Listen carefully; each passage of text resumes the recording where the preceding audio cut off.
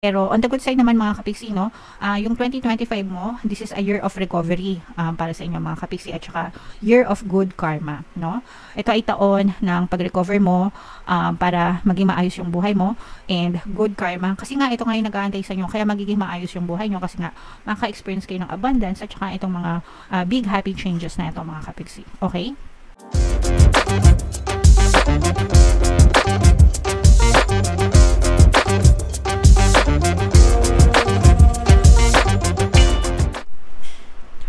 Hello guys, hello Libra, welcome back to Pinoy Pixie Tarot. Ang pamagatang episode natin for tonight is 2025 ang kapalaran para sa Libra, Sun, Moon, Rising Sign, and Venus.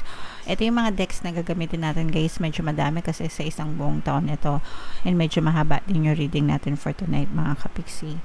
Sa dulo ng video, magkakaroon tayo ng yes or no pick a card reading. Ito yung deck na gagamitin natin. Pwede kayong magtanong ng isang tanong guys, answerable by yes or no. Tapos titingnan natin yung sagot ng tarot sa inyo. So sa dulo ng video yan guys, kaya make sure na tapusin yung video hanggang sa dulo. So lahat ng positive, lahat ng negative, titingnan natin mga kapiksi. Okay, so magsimula tayo dito. Tingnan natin yung mga mensahe sa inyo ng inyong mga gabay for 2025. Wow! Meron tayong big happy changes. Meron din tayong romance. Wow! And another message guys is abundance. Grabe naman yan. Napaka-promising Libra. Diyos me. Ano pang hinihiling natin, 'di ba? Simula pa lang ng pagbasa, sobrang positive agad mga kapiksi. Unahin na natin 'to, mga kapiksi, no, abundance, kasaganaan, pagpapala mga kapiksi. So napaka-promising ng inyong 2025 mga kapiksi. Ibig sabihin nito, mananagana kayo sa buhay. Mararamdaman yung kasaganaan, mga pagpapala, mga blessings, mga magaganda at malalaking pagbabago. So kung mapapansin nyo guys, no, yung kanilang kamay nakasalo, ito nakasalo, yan. Nakikita nyo ba guys? Close up natin. So nakasalo, nakaganon, tsaka nakaganon, di ba? So, ibig sabihin nun, dapat receptive kayo. Pag sinabing receptive guys, ready to receive, handa na tumanggap, no? Dapat ilagay nyo yung sarili nyo dun sa state na handa kayong tanggapin itong mga magaganda at malalaking pagbabago na to at itong mga kasaganaan sa buhay nyo. So, para malagay kayo sa receptive state, mga kapiksi, or ready to receive, kailangan palagi kayong nagpapasalamat, no? Always appreciate nyo yung mga blessings na dumadating sa buhay nyo, no matter how big, no matter how small. Kapag palagi kayong nagpapasalamat or grateful, the more na nagiging receptive kayo sa mga blessings at pagpapala. Okay, so ugaliin na magpasalamat araw-araw, mga kapiksi. And maganda din yung inyong romantic energy sa 2025. Sa usaping pag-ibig mga kapiksi, okay? So lahat ng yan babasahin natin mamaya kung ano pa yung mga energies habang iniisa-isa natin yung mga decks para sa inyo, okay? So ito guys, i-mind nyo na agad sa comment section. Mine, big happy changes. Mine, romantic relationship. Mine, abundance. Mine, kasaganaan. Mine, pagpapala. Lahat ng positive guys, i-mind nyo sa comment section, mga kapiksi, para ma-remind kayo, okay? Now, itong deck na to guys, tingnan natin yung mga maaari yung ma-experience or maganap sa 2025. Ito yung merit mga kapiksi, no? Ibig sabihin, ito yung mga goodness, kumbaga parang titingnan ni universe yung mga good intentions nyo, mga kapiksi, okay? Or mag-focus kayo sa good intentions nyo mga kapiksi. Merit making, kawang gawa, guys, the more na nagkakawang gawa kayo guys, the more na pumapasok din itong mga blessings na to kasi yung kawang gawa, parang ano yan, kumbaga sa bank account, parang savings, no? Deposit, yeah, savings, ganyan. Yung kawang gawa, every time na nagkakawang gawa kayo, para kayong nagde-deposito sa bangko mga kapiksi. And kapag dumadami yung dinideposit nyo, lumalaki din yung bank account nyo, 'di ba? So Ganun yun. And kayo din yung may kinabang niyan in the long run, mga kapiksi. Okay, so good intentions palagi, mag-focus sa gawang-gawa, sa pagiging mabuti or paggawa ng mabuti, mga kapiksi. Another message is live and learn. Guys, for some of you, pwedeng mag-focus kayo sa parang mga experimental ba? Parang trial and error, no? So, pwedeng maka-experience kayo ng trial and error. May mga bagay na susubukan kayo. Doon sa mga bagay na susubukan nyo, maaari kayong matuto doon, mga kapiksi. Through experience, through training, and magkakaroon din kayo ng growth and development. So, ito yung necessary sa lahat, mga kapiksi, kasi doon tayo natututo sa experience natin, di ba? Doon tayo natututo, doon tayo nagiging magaling, nagiging mahusay dahil dun sa mga experience natin. Nalalaman natin yung mga tama at mali, yung mga dapat at mga hindi dapat gawin, mga kapiksi. Okay? Excuse me. So, focus on your growth and development, mga kapiksi, sa 2025. And this is pride. Ito yung guys, no? This is more on self-esteem, self-confidence, self-worth, mga kapiksi. Importante yung self-love, guys, no? Pero kapag to the point na naging arrogante na, yun na yung medyo off, mga kapiksi. So, self-love is loving yourself, respecting yourself, knowing your self-worth, mga kapiksi, pagbuboost ng inyong self-esteem, self-confidence, makakatulong yan sa inyo, guys, okay? Kung feeling nyo, mababa yung self-confidence nyo, or hindi nyo alam kung paano, pwede nyo, guys, pakinggan yung ating self-love subliminal dito sa ating channel. Nakaka-boost yun ng confidence, mga kapiksi, okay? Alright. So, and importante ito, guys, no? Napaka-importante nito sa buhay, mga kapiksi. So, comment down below, guys, if feeling nyo naka-resonate kayo dyan sa mga messages na yan. So, what else, guys? Tingnan pa natin kung ano pa yung pwedeng ma-experience nyo. Ayan, no, door to personal healing and happiness. So, nakikita natin na ito mga big happy changes na to, mga kapiksi, no? Ito talaga yung mga magdadala sa inyo ng happiness sa buhay. For some of you, pwedeng kung kayo ay mga nagkaroon ng mga problema or challenges, pwedeng kumpleto na yung healing nyo or kumpleto na yung healing process nyo, and mas nagfo-focus kayo sa positivity, sa mga magagandang bagay sa buhay. The more na nagfo-focus kayo sa positivity, guys, the more na nagiging masaya kayo. And ganun naman dapat talaga, araw-araw focus lang tayo sa masasayang bagay, mga kapiksi, okay? Iwasan natin yung stress, worry, mga problema, guys, kasi wala tayong mapapala kapag nanega tayo, lalo tayong maninega, at saka nakaka-stress, 'di ba? Minsan nagkakasakit pa, tapos nakaka-wrinkles pa. Nakakapangit pa, no, nakaka-losyang pa. So dapat focus tayo palagi dun sa magaganda, mga kapiksi. Excuse me. And another message, Libra. So, the thinking man in reverse, mga kapiksi. Ito, guys, pwedeng ibig sabihin nito, maaaring may mga gugulo sa isip mo, or masyadong marami kang bagay na iniisip, or baka maging aligaga ka. So, just take one step at a time, mga kapiksi. Huwag masyadong magpadalos-dalos. Give yourself a break. Paminsan-minsan, lalo na pag nai-stress na kayo, magpahinga, mag-pause. Pwedeng magpahinga, mga kapiksi, kapag feeling mo bombarded ka na, kumbaga OA na sa dami ng iniisip at nagagawa, wala ka ng alam mo yun, parang ang gulo-gulo na ng isip mo. So, pahinga lang ang katapat nito, mga kapiksi, okay? Magpahinga, give yourself a break, no? Have a KitKat, ganyan. Okay, o kaya have an ice cream. Kahit ano, mga kapiksi, pero kailangan mo rin magpahinga, guys. And pwede rin kayo manghingi ng advice sa ibang tao, lalo na kung dadating yung time na maguluhan kayo. Manghingi kayo ng advice sa ibang tao. Yung perspective nila, guys, makakatulong, no? Para makita nyo rin yung ibang side na baka hindi nyo nakikita, mga kapiksi. Okay? Alright. What else? Tingnan pa natin, Libra. And we have woman holding a coin in reverse, mga kapiksi. So, pwedeng magkaroon kayo ng konting problema sa pera, although meron naman tayong abundance energy dito, mga kapiksi. O kaya naman, pwedeng maka-experience ka na pagdamutan ka sa pera, guys, no? Kung hindi ikaw yung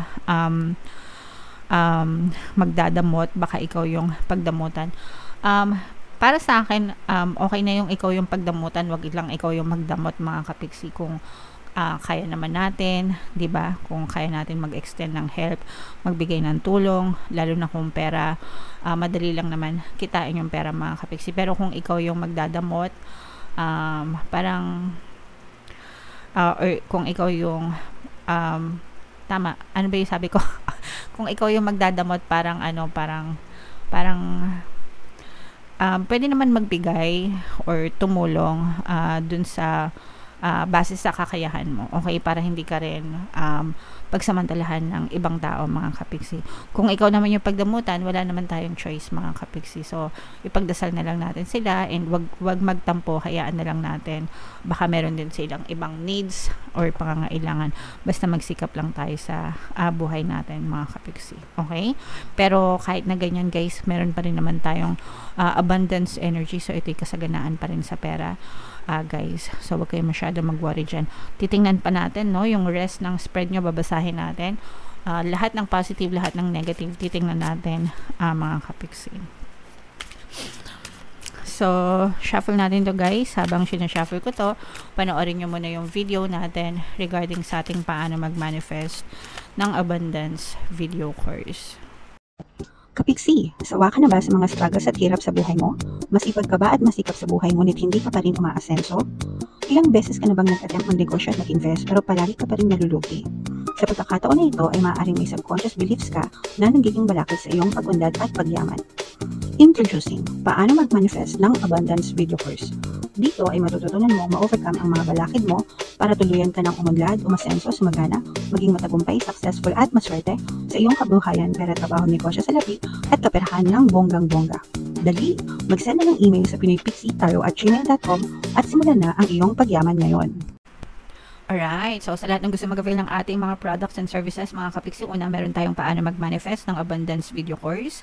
Kung gusto nyo matutong sumagana, umunlad, maging masagana, yumaman, ganyan, sa inyong kabuhayan, pera, trabaho, negosyo sa lapi, para sa inyo ang course na yan, mga kapiksi. And meron din tayong relationship course, paano mawala ang third party at magkaroon ng harmonious na relationship para mawala yung mga kabit ng mga jowa nyo. And another one is meron tayong email coaching, manifest your desires using the law of attraction. If meron kayong mga specific na gusto nyong i-manifest sa buhay nyo, pwedeng love, pwedeng money, mga kapiksi. Sa lahat ng gusto mag-avail, guys, mag-send lang kayo ng email sa pinoypixietarot@gmail.com. So, Libra, guys, kayo ay represent ng King of Swords sa ating spread. 4 na beses tayo maglalatag, guys. Isa sa first quarter, second quarter, third quarter, at saka fourth quarter. Pero anytime sa loob ng 2025, guys, pwede nyo ma-experience itong mga to. Again, lahat ng negative, lahat ng positive, babasahin natin. Guys. So, yung first set ng spread natin, ito may mga negative and positive, mga kapiksi. Meron ditong presence ng fire sign, Aries, Leo, Sagittarius, at saka water sign, Cancer, Pisces, Scorpio. For some of you, maaring may ganyang element kayo sa inyong natal chart, or you may be dealing with other people na may ganyan sa kanilang natal chart. So, dito, guys, sa negative, nakikita natin na maaring nagkakaroon kayo ng conflict with another person sa buhay nyo. Pwedeng yung mga signs na nabanggit ko sa inyo. Conflict, mga kapiksi, parang konting pag-aaway, konting pagtatalo, guys. Pero ang ibig sabihin kasi nito, most of the time, magkaiba kayo ng preference, no? Ibig sabihin, yung gusto mo, pwedeng ayaw niya, yung gusto niya, pwedeng ayaw mo. Kaya parang nagkakaroon kayo ng conflict, mga kapiksi. Hindi kayo nagkakasundo. So, kailangan lang itong pag-usapan, guys, para hindi lumala yung gulo nyo or away nyo. At saka itong person na to, pwedeng mga anak din, guys, no? Kung meron kayong mga anak na parang mga nasa mga teenagers, ganyan, adolescent, ganyan.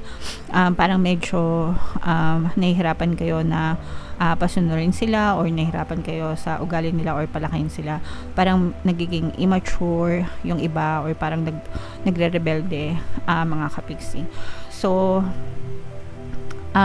syempre, yung the best na solusyon dito is communication, mga kapiksi, makipag-usap ng maayos, ng mahinahon, especially pagdating sa mga anak, guys. Wag palaging nakasigaw, no, kasi there are parents na palagi na lang nakasigaw sa mga anak nila. Pwede naman natin kausapin ng mahinahon yung mga anak natin, yung parang hindi nila ramdam na lagi na sila pinapagalitan, di ba? Yung pinapakinggan din sila, kasi sometimes yung mga anak ganun, parang ano ba yan, si mami, si daddy palagi na lang galit sa akin, hindi nila ako pinapakinggan, di ba? So make sure na i-approach natin ng maayos yung mga anak natin din, mga kapiksi. Okay? On the good side naman, ito parang may inaantay kayo, mga kapiksi, na especially pagdating sa trabaho, kaperahan, mga ina-applyan nyo, mga kapiksi, pwedeng sa ibang bansa, guys, no? Baka meron kayo ina-applyan sa ibang bansa, tapos baka ngayon kayo nag-apply, by next year, mga kapiksi, maaari na kayong makatanggap ng update or balita kung natanggap kayo or hindi kayo natanggap, mga kapiksi. So whatever the results maybe, guys, always think positive. Magsimula na kayo ngayon, mga kapiksi, no? Sabihin nyo palagi na everything is working out in my favor, makukuha ko yan, good news yan, mapapasakan yan, no? So ganun dapat pagka nag-apply kayo ng trabaho, mga kapiksi. Okay? And for some of you guys, very progressive din, parang nagsisimula kayong ma-motivate, maging motivated sa 2025, yung pagpasok ng 2025. Pero yung iba, parang feeling ko lost, no? Parang sa simula ng 2025, medyo lost kayo, hindi nyo alam kung anong gagawin nyo, hindi nyo alam kung ano yung plano nyo for 2025. So umupo kayo, mga kapiksi, and mag-set kayo ng mga long-term goals and short-term goals. Doon kayo magsimula, guys. Tapos isulat nyo lahat ng gusto nyo, isulat nyo kung ano yung mga priority nyo, di ba?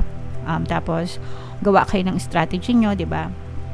Yung mga ganon, doesn't have to be complicated. Ang importante is may goal kayo, mga kapiksi. Okay? So tingnan pa natin yung other set of energies, mga kapiksi. So pwede nyo itong panoorin ng paulit-ulit, guys. Panoorin nyo ngayon, panoorin nyo bago matapos yung 2024, pagpasok ng 2025, and for the rest of 2025, mga kapiksi, para maalala nyo yung mga energies, mga kapiksi. Okay? So dito, again, this is both negative and positive energies. Sa negative energies, guys, yung mga problema, challenges, pagsubok, no?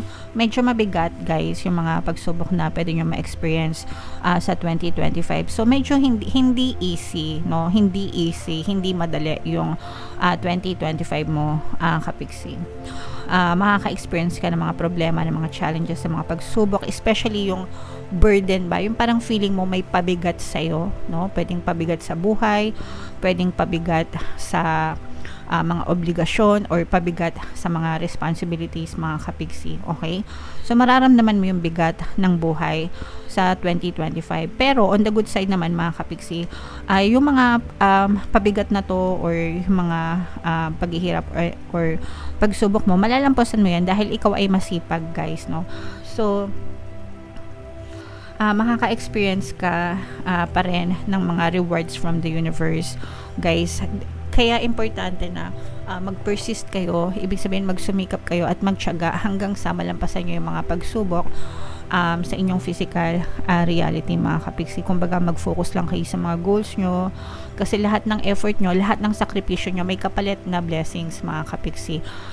I-reward, ibibigay sa'yo ni universe yung rewards na deserve mo sa 2025. Depende sa sipag at tiyaga mo, depende sa pagiging masikap mo sa buhay, kapiksi. Okay? Kaya wag kayong magpadala sa mga problema.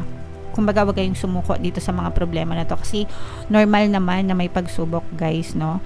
Normal na makaranas tayo ng pagsubok and challenges, pero ang importante, wag kayong titigil, mga kapiksi, kasi ito na yung sinasabi natin na mga abundance, guys, no? Ito, ibibigay sa inyo ni universe yung rewards na deserve mo, depende sa pagtitiis mo, yung mga sakripisyo mo, may mga kapalit yan, mga kapiksi. At saka hindi kayo nag-iisa na kumikilos, no? Tutulungan kayo ng mga mahal nyo sa buhay, may mga kaibigan na tutulong sa inyo, mga kapiksi, or kamag-anak, family, guys. Pero kumbaga yung number one na motivation is manggagaling pa rin sa sarili nyo, mga kapiksi. At saka yung sinasabi natin dito kanina na, sino ba yun? Eto, pahinga lang ang katapat nito, guys, kasi for some of you, maaring kaya marami kayong iniisip, guys, dahil dun sa mga problema. Okay? So ito, pahinga lang ang katapat nito, mga kapiksi. Kailangan nyo magpahinga, mag-chill, mag-relax ng konti para hindi kayo masyadong ma-stress, guys. Okay? For some of you naman, nakikita natin kung kayo ay LDR, may karelasyon na LDR, mga kapiksi, maaring manatili yung magandang pagsasama nyo, mga kapiksi. Pwede rin na kung hindi pa kayo nagkikita ng person mo, specific person mo, tapos LDR kayo, maaari kayo magkita for the first time ngayong 2025. Parang nagpaplano siya, mga kapiksi, na magkita kayo or mapalapit siya sa iyo, guys. Okay? So, i-mind nyo to sa comment section, guys, itong mga rewards, mind kasaganaan sa pera, yung tawag dito, bunga ng sakripisyo, harmonious relationship, yan, i-mind nyo yan sa comment section, mga kapiksi. Okay? So, what else, guys? Tingnan pa natin. Again, guys, binabasa natin lahat, mapa-negative, mapa-positive. Yung negative, yan ay babala, magsisilbing warning sa inyo kung ano yung mga dapat nyong iwasan. And then yung positive naman, guys, yan yung mga dapat nyong i-highlight, no? I-focus para yun yung ma-push out sa inyong physical reality. So again, dito, guys, no, meron namang mga negative energies dito. Meron presence ng another air sign, Aquarius, Gemini, Libra. So for some of you, maaring may air element kayo sa inyong natal chart, or you may be dealing with another earth sign, at saka earth sign, guys, Capricorn, Taurus, Virgo. So ito, mag-ingat kayo sa panloloko or manloloko, mga kapiksi, especially pagdating sa pera. Pag merong mag-alok sa inyo, guys, ng pera, investment, ganyan, pag-isipan nyong mabuti, timbangin nyong mabuti, mga kapiksi, kasi baka kayo ay mabiktima ng panloloko, guys, and baka matakbuhan kayo ng malaking halaga, or baka, at saka yung mga guys, nagga-guarantor sa mga nangungutang, di ba? Minsan may mga lumalapit sa atin, mga kaibigan, magpaparefer, tapos magpapagarantor para makapag-loan sila. Tapos ang nangyayari madalas dyan, tatakbuhan nila yung utang nila, tapos ikaw nag-guarantor, ikaw yung magbabayad ng utang nila. So baka matakasan kayo, mga kapiksi, and matatrap kayo sa sitwasyon na ikaw pa yung magbabayad ng utang na hindi naman ikaw yung nakinabang. So mag-ingat din kayo sa mga ganong klase ng sitwasyon sa 2025, kasi feeling ko matatrap kayo dyan, mahirapan kayong lumabas, magdudulot pa yan sa inyo ng matinding stress, mga kapiksi. Okay? Pero on the good side naman, mga kapiksi, no, yung 2025 mo, this is a year of recovery para sa inyo, mga kapiksi, at saka year of good karma, no? Ito ay taon ng pag-recover mo para maging maayos yung buhay mo, and good karma, kasi nga ito nga yung nag-aantay sa inyo, kaya magiging maayos yung buhay nyo, kasi nga maka-experience kayo ng abundance, at saka itong mga big happy changes na ito, mga kapiksi. Okay? So, very promising ito, mga kapiksi. Kumbaga, parang bibigyan ka ng chance ni universe ngayong 2025 para makarecover ka. Kaya ka nga pinagtatanim ng good karma, mga kapiksi. Ito, no, yung sinabi ko sa inyo kanina na parang nagde-deposit ka sa bangko tuwing gumagawa ka ng good intentions, mga kapiksi. So, itong mga pagpapala na to, itong mga big happy changes na to, dahil yan sa good karma mo, mga kapiksi. Parang si universe yung mag-give back sa'yo. Ibabalik sa'yo ni universe lahat ng rewards na deserve mong matabasa sa buhay dahil sa pagiging mabuting tao mo, pagiging masipag mo, and pagiging matyaga mo sa buhay. Okay? So yan, guys, i-mind nyo yan sa comment section. Mind recovery, mind good karma, mind panahon ng pagbangon, abundance, big happy changes, diba? So, i-mind nyo lahat yan, guys, sa comment section. Sabi ko sa inyo, guys, lahat ng positive, i-main nyo sa comment section. Tapos pwede nyo balik-balikan guys para maalala nyo yung mga pinag-comment nyo and yung mga positive na pwedeng ma-experience nyo for 2025. So, ito na yung last set natin mga kapiksi. Mayroon ditong presence ng water sign, Cancer, Pisces, Scorpio, and fire sign Aries, Leo, Sagittarius. So for some of you guys, maaring may ganyang element kayo sa inyong natal chart, or you may be dealing with another person na may ganyan sa kanilang natal chart. Ito yung sinasabi ko sa inyo kanina na maaari kayong magkaroon ng issue with a person na maaring mangutang sa inyo, or magkakaroon kayo ng issue sa pera mga kapiksi, no? Yung sabi ko nga na mag-ingat kayo sa mga ginagarantoran nyo sa pagpapautang, or kung sa inyo sila mangungutang, mga kapiksi. Mag-ingat kayo kasi maaari kayo mabiktima ng scam, tapos pwede pa kayo magkaaway, pwede pang masira yung relasyon nyo with this person.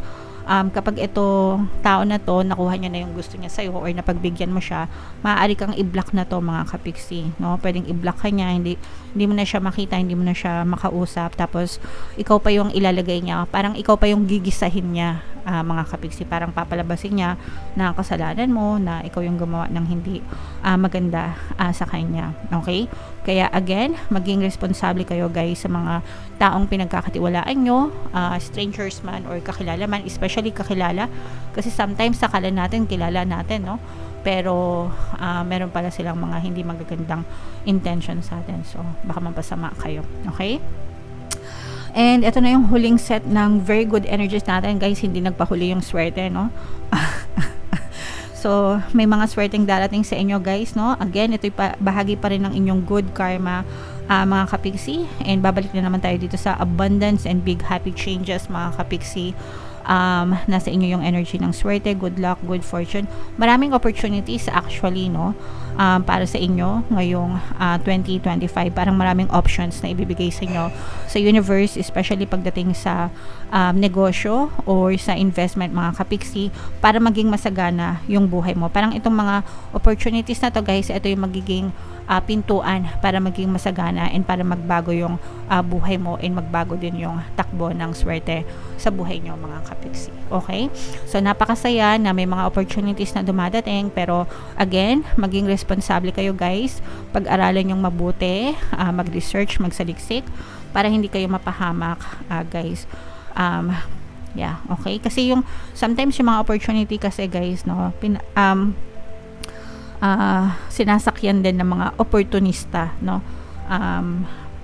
Yung mga scammer, excuse me. Kaya mag-ingat kayo din guys, okay? Alright, so i-mind nyo yan guys lahat sa comment section. Napakaganda, may mga positive, may mga negative. Syempre i-highlight natin palagi yung positive mga kapiksi, and yung mga negative magsilbing babala sa inyo sa 2025. Okay?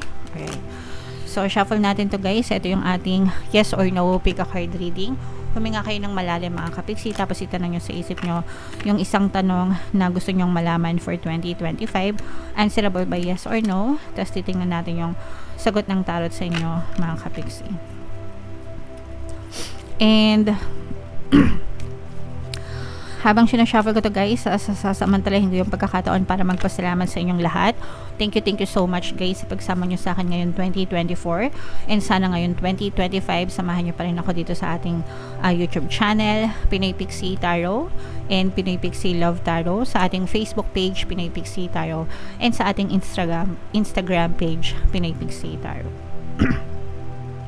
Thank you all so much sa support nyo, and I love you all mga kapiksi. So, hinga ng malalim guys. Tapos itanong nyo sa isip nyo yung tanong nyo. Answerable by yes or no. Tapos pili kayo ng isang card. Card 1, card 2, card 3. Kung card 1 ang napili nyo guys, ang sagot sa tanong nyo ay no. Kung card 2 naman guys, ang sagot sa tanong nyo ay yes. And kung card 3 naman, ang sagot sa tanong nyo ay yes mga kapiksi. Alright? Okay, so comment down below guys if feeling nyo naka-resonate kayo, and lahat ng pinapamind ko sa inyo, i-mind nyo. I wish you all the best sa 2025 mga kapiksi. If in case hindi kayo naka-resonate dito, try nyo panoorin itong Pick a card 2025 kapalaran natin, baka nandito yung energy nyo. And ito naman yung ating success stories ng paano mag-manifest ng abundance video course. Click here to subscribe, guys, and ito yung ating mga pampaswerte subliminals.